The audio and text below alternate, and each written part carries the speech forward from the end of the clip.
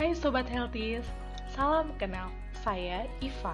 Di sini saya akan menjelaskan mengenai protokol isolasi mandiri dalam penanganan coronavirus disease atau COVID-19. Sobat Healthies, COVID-19 masih menjadi pandemi global hingga saat ini. Namun sebenarnya pandemi ini bisa kita hindari. Tidak semua orang dengan gejala COVID-19 harus dirawat di rumah sakit. Mereka yang bukan termasuk kelompok rentan seperti lansia dan komorbid dapat melakukan isolasi mandiri di rumah.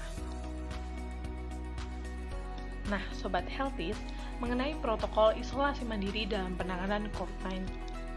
Kenapa seseorang yang terpapar COVID-19 harus melakukan isolasi mandiri setidaknya 14 hari? Dikarenakan gejala COVID-19 muncul dalam rentang waktu 1-14 hari dapat berupa batuk, demam, hingga sesak nafas. Nah, Sobat Healthies, pada masa ini, kondisi seseorang yang diduga terinfeksi COVID-19 diisolasi dan dilakukan pemantauan baik di rumah sakit, shelter isolasi, tempat khusus isolasi mandiri yang disediakan oleh pemerintah, ataupun di rumah. Lalu, bagaimana cara memastikan apakah seseorang tersebut benar-benar terinfeksi COVID-19? Yaitu dengan dilakukan tes beberapa kali, dapat berupa swab antigen. Nah, Sobat Healthies, mereka yang bukan termasuk dalam kelompok usia rentan seperti lansia, penyakit kronis atau komorbid seperti diabetes, jantung, AIDS, kanker, paru kronik, autoimun dan sejenisnya dapat melakukan isolasi mandiri secara sukarela ataupun sesuai dengan rekomendasi dari tenaga kesehatan. Jadi, apa itu isolasi mandiri? Isolasi mandiri merupakan upaya untuk mencegah penyebaran COVID-19 dengan berdiam diri di rumah, membatasi diri dari aktivitas luar, dengan melakukan pemantauan kesehatan diri, dan menjaga jarak aman dari orang sekitar dan keluarga. Jadi Sobat Healthy, siapa yang perlu melakukan isolasi mandiri? Siapapun yang memiliki gejala sakit COVID-19 seperti demam, batuk, pilek, nyeri tenggorokan, gejala pernafasan lainnya, dan anosmia atau hilang penciuman. Yang kedua, orang dalam pemantauan atau yang biasa disebut sebagai ODP, yaitu orang yang pernah berkontak erat dengan pasien terinfeksi COVID-19 atau riwayat perjalanan internasional dari tempat daerah yang terpapar COVID-19. Jadi, berapa lama isolasi mandiri dilakukan? Isolasi mandiri dilakukan sesuai dengan kondisi seseorang, baik tanpa gejala maupun gejala ringan hingga berat. Jadi yang pertama, tanpa gejala. Ketika seseorang terinfeksi COVID-19 tanpa gejala, dapat melakukan isolasi mandiri di rumah 10 hari tanpa gejala. Kemudian, apabila seseorang terinfeksi COVID-19 dengan gejala ringan, dapat melakukan isolasi mandiri di rumah ataupun di shelter selama 10 hari sejak timbul gejala ditambah 3 hari bebas gejala. Kemudian, seseorang dengan terinfeksi COVID-19 gejala sedang dapat melakukan rujuk ke rumah sakit darurat dan selama 10 hari sejak timbul gejala melakukan isolasi ditambah 3 hari bebas gejala.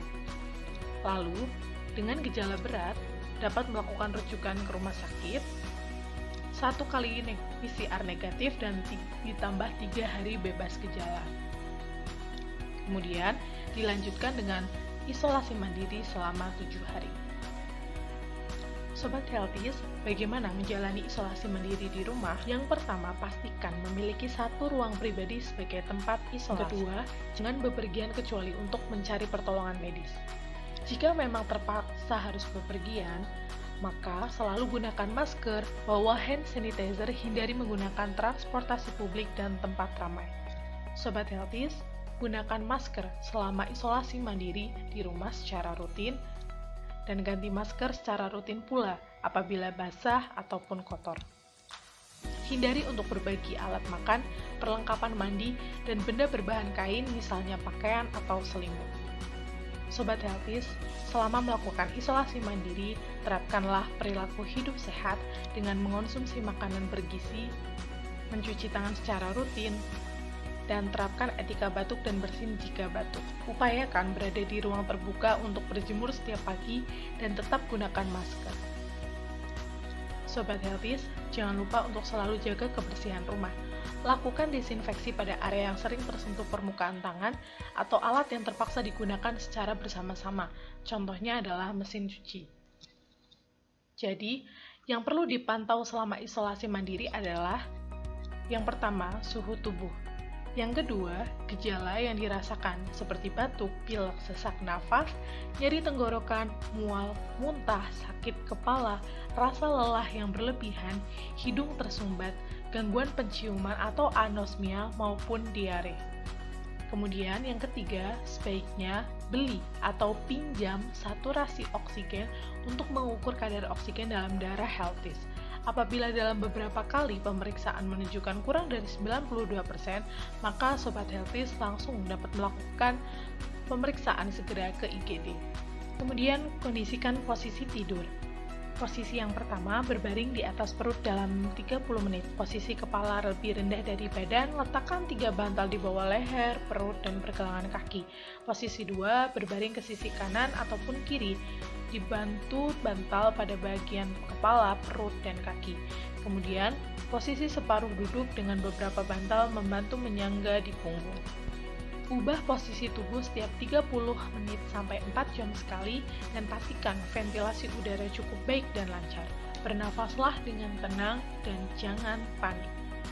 Healthies, isolasi mandiri bukan hal yang sulit untuk dilakukan, namun membutuhkan sikap konsisten dalam menjalankannya, serta support dari keluarga dan orang terkasih agar pasien dengan isolasi mandiri tidak merasa berat menjalani isolasi mandiri dan merasa kesepian. Sobat Healthies, mari kita hilangkan stigma sosial terkait COVID-19 dengan cara menggunakan kata-kata baik dengan benar. Contohnya, COVID-19 disebabkan oleh virus SARS-CoV-2, bukan virus Wuhan.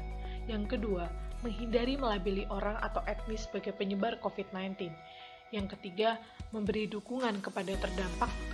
Dan yang keempat, mencari dan menyebarkan informasi dari sumber terpercaya, tidak membagikan hoax dan ujaran kebencian.